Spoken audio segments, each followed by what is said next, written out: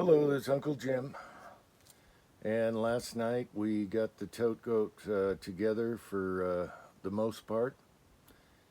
Another thing happened last night, so this is going to be my distraction for the day because I'm really pissed off. And you know what I'm talking about. This has never happened in history. And it's Gestapo crap. It's Nazi crap. All right? They're using the FBI as a tool to keep someone out of an election, if it's going to be fair. Anyway, I don't want to go there right now because I want to stay in distraction land because I'm pissed. So, last night we got this together, gave it a little test drive, had two issues. One was the tire wasn't inflated, and I let my son take it down the driveway, and the bead broke on it because it wasn't inflated, and he had to walk it back up. The other issue was this front plate here has a little curled up piece. We got a tack weld, and it rattles like hell. Other than that, everything's good. No gas leak, no oil leak. Next morning, we chose we chose this carburetor. I put a different air cleaner on it because I wanted everything black and industrial. And so this is how it's looking so far. Everything we used we had in the garage or in the parts, and I didn't want to wait for parts. If we needed something, we made it. The tough part is there's not too many good examples of this bike. This is the original Model B, the first one, and so I was trying to figure out how the screen and the plate on the rear goes with the deer rack and the proper way to do it. And there's not too many examples out there. They're all in beat condition or very little restored condition on this model. I did find the serial number, and at the end of the video is stuff we did to it if you want to watch that. I didn't even have any more black engine paint, so I sprayed the carb. Exhaust was kind of burning off. I don't know what I put on that, so I used a 2000 degree Rust-Oleum we had in the garage. It's flat, but it matches. I just wanted the carb to be dark and everything industrial looking. Now here's the funny thing, rummaging through parts, I found the donkey bike emblem, and if you guys that know me, I have a donkey chair in the reloading room that squeaks like a donkey, and this was a great distraction, and it made me laugh. So here's the front emblem to that bike. That goes on the front forks. And then this needs to be pounded out. It's called a Mini Burro. It was made in Washington, and it's a mountain hunting bike similar to this, except for it's a little funkier. It has a Lambretta seat on it. That's how it came, and it's very rare, and I have that under the stairway in parts. So anyway, back to this. So it starts first pull. We put a Japanese carburetor on it, and I didn't put a gas filter on it or a on-off switch yet. We just wanted to get it running, but it ran as expected, low and slow, climb a hill, climb a telephone pole, whatever. And it's only got a little 3-horse engine in there. This engine used to be white. I can't remember what I was doing with that engine a long time ago, but this is the one that was we picked out for it. It fits nice. And so I'll show you some bits, and then towards the end, little things we had to do. The brake we had to figure out. There wasn't good pictures on that. It had a lot of tension on it. Okay, so we had to figure out the brake band. This band has a lot of tension on it, and we're like, okay, how do we mount this? And this is all factory. It's got a bracket here, and it has a hole in the frame, and at the end of the video I'll show you some stuff we did, and one of them is the brake, and now it works awesome. I mean, you can skid the tire, leave a nice skid mark. And so that was like, man, this almost has too much tension, but it acts as a return also. So when you hit the brake, it returns, it doesn't rub, everything works nicely, and it stops great. And we thought it was so silly, but they knew what they were doing. Keep it simple and make it work. All right, so there's that. Okay, so I didn't like the air cleaner that was on here earlier. It was all silver and everything. So this was one of our go-kart air cleaners. It has an outer filter which likes to slip off, and so we just wired it there so it stays put, and that'll work pretty good for now. The carburetor works great. That was easy. Even though it comes this way, he made a bracket, and we'll show you that in the end of the video here. And so that starts first pull, and it works awesome. Easy to adjust. We got our little drain hose here, and so that worked out great, and it's great for this size engine. It's working nicely. The little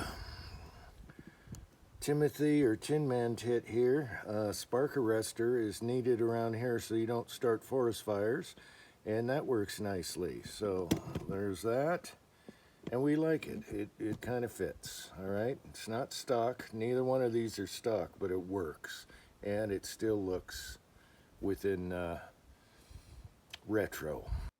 Okay, this is what drove me nuts when I was test driving it. This must have hit something, and we got to pound this back and spot weld it. I got to find some paint that matches the powder coat, but it does this. And that'll drive you nuts. So we got to fix that and dampen the sound. Okay, rummaging through the parts, I did find a 3-horse Briggs & Stratton engine that's vintage with the old emblems and everything, but it has the wrong size shaft. It's a skinnier shaft, and so we'll either have to, if we put that in later, modify the shaft. The torque converter's working good. That's the factory, and the old belt works good. Everything's working good. I just need to lube the chains and stuff, put on the screens, things like that. But everything fits nicely. A tank of gas should get you a long way. I discussed the front brake, which is rubbing if it's too tight and doesn't work if it's too loose. I have extra shoes. That's in the end of the video here. I noticed I might have to go through the shaft here and check the wheel bearings, because I can move that wheel just a little right and left. So I'll have to take that off and check that out, but it'll be easy to do. I left a link on the chain so I can just take it off easy. The kickstand gets all scratched up, so I might put some tubing on that. And what else? Okay, I can't find the original emblem or replica. It was a steel emblem that said Tote Gote here. So we're going to do a brushed aluminum. We're going to stamp in Tote Gote. I'll rub some paint in there and then brush it off, and I think that'll be fine. I spaced the jack shaft up so this chain is happy and this chain is happy because they work together, and I didn't want to put a half link in there.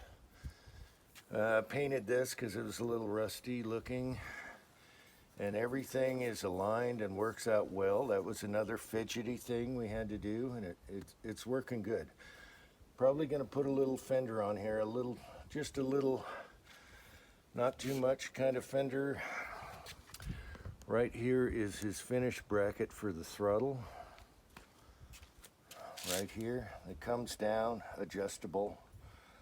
The carburetor is pretty adjustable as far as idle and everything, so we really didn't have to go that far with all the adjustments, but it's good to have in case you change carburetors. All right. I left the stock linkage on the engine in case we want to swap engines and put the stock carburetor back on. And then on this engine, the governor was removed. I like to remove the governors because I do not like being governed. And so I took the arm off for the stock carburetor and then wired it so it doesn't flop around and make noise. Okay, this rear foot peg is kind of broken and needs a spot weld here. I got to find the right paint to touch up. This is what we're going to use to install a fender so the dirt and mud doesn't splash on the engine and the carburetor. So we'll just bolt through here, do a bracket and a little fender. Okay, another issue was I was wondering about the screen. Why doesn't it match the frame, and is it factory? It turns out it is. I saw some examples and that's how the screen was on this model. So that's good. We just got to figure out exactly where to put it. And then me and my son argued, does the top plate go over the screen or under the screen? And my son was right. The top plate goes over the screen. These are the two holes for the deer rack. And unfortunately, it was pitted from rust and powder coated. And I don't like that, so maybe we'll put a rubber mat over this and screw her down. I don't know. Also, the deer rack is pretty rare. There's only a few examples of the factory deer rack like this, and it's in great condition. I also have the fold-down deer racks, but we like this because it's funky. And it needs to go forward a little bit, but so we'll get that sorted out after we make sure everything is correct, and then we'll screw her down. There's screw holes in the frame for the screen and the top and all that. Now here's a funny story, not a story, but I was trying to research pictures and everything, and I come across a video where a guy's buying car parts from another guy, and the guy has a mini bike collection, and he's got Tote Gotes, he's got Tool Troopers like I have, and other mini bikes and hunting bikes. And then I see a bike I restored. One of the first mini bikes I restored was in his collection in a warm garage, exactly how he left it. And so, like the first mini bike, I totally restored to stock, like factory. It was rare. It was an Atlas. It was super rare, and it was left exactly how we did it. And it's in a guy's warm garage, and that made me really happy. That was another great distraction today. I just found that video, and he acquired it somehow. He was in Washington, and that was our bike, and we know it's our bike because my wife stitched the seat, and I painted the front emblem, and there's no missing that was ours. There was no doubt. It had everything on it the way we sold it.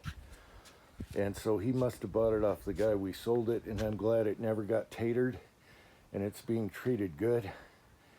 And that's when my son was really young, and that's how he learned how to fabricate. And now he's a great welder, fabricator, and forger. Not forging money, forging steel. And that's where he got, you know, it was dad and son in the garage.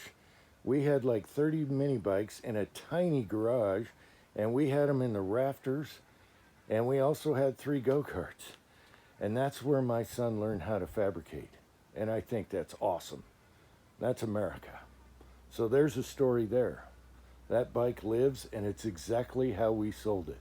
So no one beat it up. Okay, so the serial number is 147, just like a 147 grain. And that is awesome because this is the first model 147 made. That is awesome. Another thing for Uncle John is these were made by Bonham, just like John Bonham, the drummer. How good is that? All right, the rest of the video is just us fabricating last night, and if you want to watch it, go ahead. Until next time, thanks for watching. Okay, we just did the back factory brake. It was kind of a pain finding parts and everything. Anyway, put the grip on. These are my son's grips. I think they're awesome on here. And the trick to this, when they're tight, is put some lighter fluid on there, just like you do a golf grip whenever you're doing golf grips. And I think that looks nice. Now, half of the time you're digging for parts. That's where you spend most of your time with mini bikes, just finding the parts. Luckily I had plenty of leftover stuff. But this is the king right here, the cordless soldering iron my son made. And it's using a Milwaukee battery, and he loves this thing. The fine tip is super hot and it works awesome. And so we put the factory brake on here, all right, with a cable stop that holds on the coupler on the band. And then he put a little copper tube here and soldered that as a backup so it won't come loose even though it's screwed on tight. And then soldered, you always want to solder the end of the cable before you cut it, and then solder it some more so it doesn't fray. Now let's see how this works. I'm pressing the left brake handle, and looky there. Oh yeah, we might be able to skid the tire with that baby. All right, let me do a close-up. And there's that. Now we got to put the throttle on the carburetor. I still haven't mounted the engine, but the brake was it's kind of important. All right, so onto this. Okay, so we have adjustment here at the brake lever, and then we have adjustment here. And the Tote Gote had a hole here to go to the brake. Okay, so that's fully adjustable. And then we come along here and get to the brake. Anyway, my son is hungry and he wants some of those West Covina mac and Cheetos, the jalapeno West Covina Dodge mac and Cheetos. His favorite is the jalapeno. So West Covina Dodge, if you're watching, he loves the jalapeno mac and Cheetos. Or no, yeah, mac and Cheetos, yeah. And I tasted it, and it's pretty darn good. All right, on to other stuff. Most of this is finding the parts and digging through screws and all the other nickel stuff and begat. Son of a bitch! Otherwise, we'd be driving this right now. Okay, so the front brake's kind of an issue because if you adjust it, you either have it dragging and then you can't get enough lever on it to fully stop.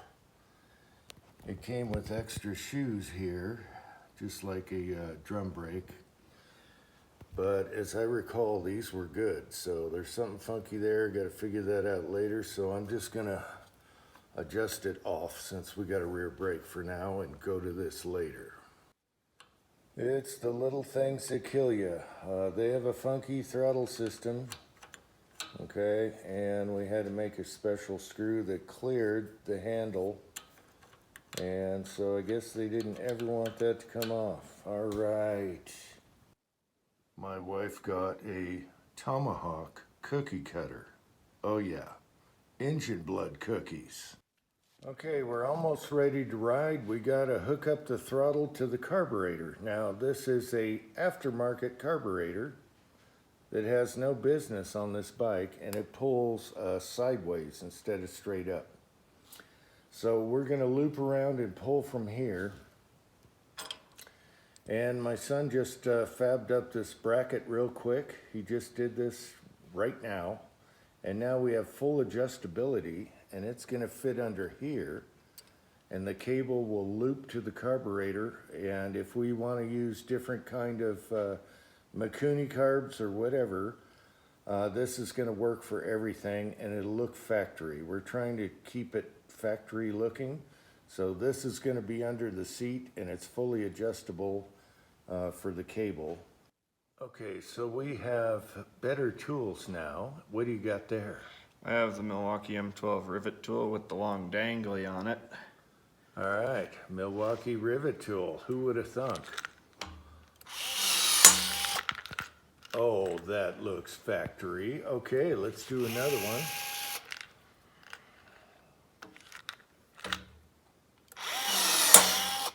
All right, let's see how she looks.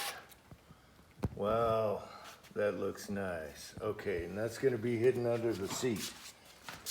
And there is our throttle bracket, which looks factory, okay?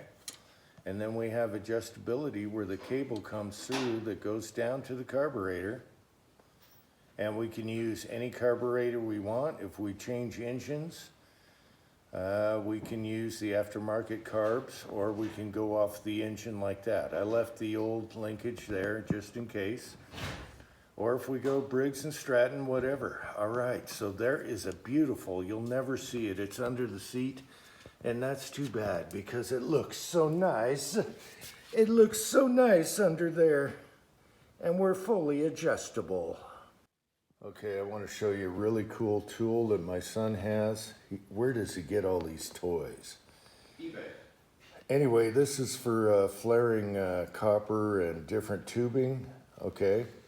But my gas tank nipple is bigger than the carburetor nipple, so I got to stretch out the gas tank end, and so I'm using this. But this flares metal tubing, and look at how cool it is. You got all different kinds of fittings, and easy speasy. It works so good. All right. Okay, so we're coming from the carb and we're looping up. All right, put that in the new bracket. Hands are in the way, that's okay. Wow, look at how tight that is. Look at how custom and beautiful. That goes straight down to the carb. And now we can adjust the carb throttle by pulling on it. And there's no restrictions. It's nice and smooth. Now we're gonna go to the throttle grip. All right, so my son was thirsty. Is that salmon? Tin Man? Salmon? All right, we're close. Okay, that's all I got for now. Stay tuned for the ride and watch those skid marks. Until next time.